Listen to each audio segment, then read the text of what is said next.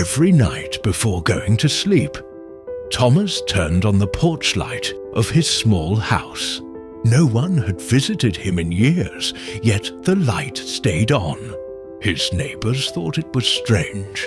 One evening, a friend asked him, "Why do you keep that light on when no one comes?" Thomas smiled softly and said, "Because hope shouldn't sleep." Years earlier, Thomas had lost everything that made life feel secure. His family moved away, his health weakened, and his prayers felt unanswered. Many nights he sat alone, whispering, "Lord, am I forgotten?" But he remembered something Jesus said in Matthew 5:14. "You are the light of the world." So Thomas decided that even if his heart felt dark, his life would stay open. The light became his prayer. One stormy night, someone knocked on his door. A young man stood outside, soaked and shaking. His car had broken down, and he had been walking for miles. He said, "I almost gave up, but I saw your light."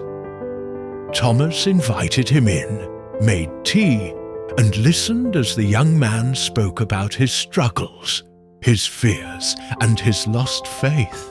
Before leaving, the man said, "Tonight, you saved me." Thomas shook his head gently. "No," he said, "God did. I just kept the light on." That night, Thomas realized something powerful. Faith is not always loud. Sometimes it's just staying faithful when no one is watching. Message: even when life feels empty, keep your light on. Someone may be walking through the dark because of it. God uses quiet faith to do loud miracles. Subscribe to or Light in the Darkness ZO9 for more encouragement and truth. Every evening, Maria sat by her small window and wrote letters to God. She never mailed them. She simply folded the paper, placed it inside an old Bible, and prayed. Her letters were honest. Some were filled with hope. Others were heavy with tears. "Lord, I'm tired. Lord, I don't understand your silence. Lord, please change something." Weeks turned into months. Nothing seemed to change.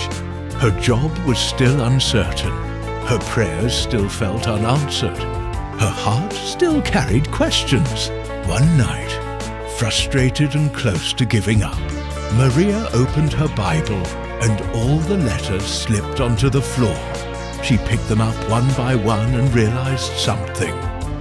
Every letter ended the same way.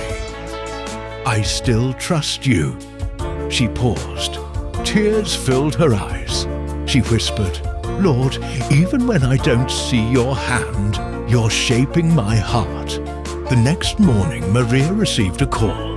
Not a miracle job, not sudden wealth, just an opportunity to help at a local shelter for a few hours a week.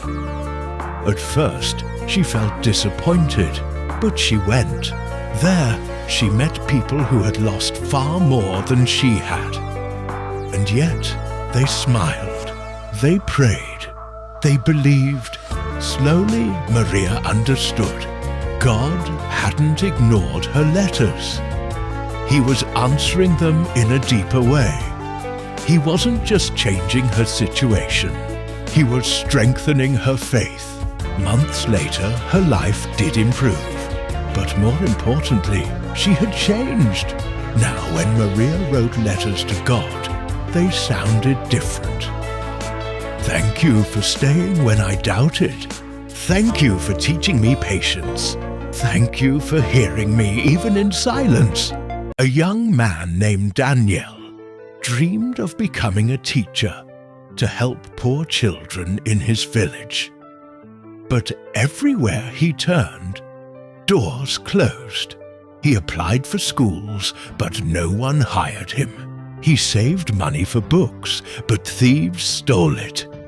Every time he tried, something went wrong.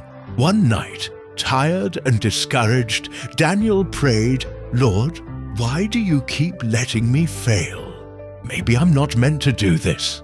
As he prayed, he felt God remind him of Joshua 6, the story of the walls of Jericho. The walls didn't fall on the first day or the second.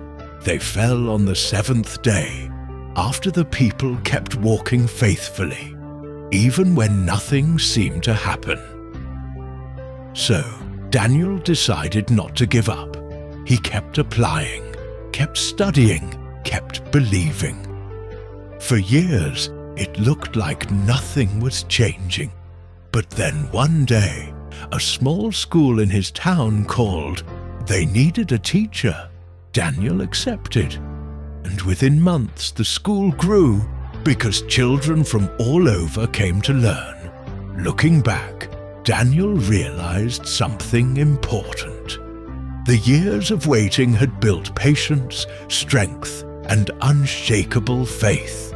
He learned that perseverance is not about how fast you reach your goal, but about trusting God when everything says, quit.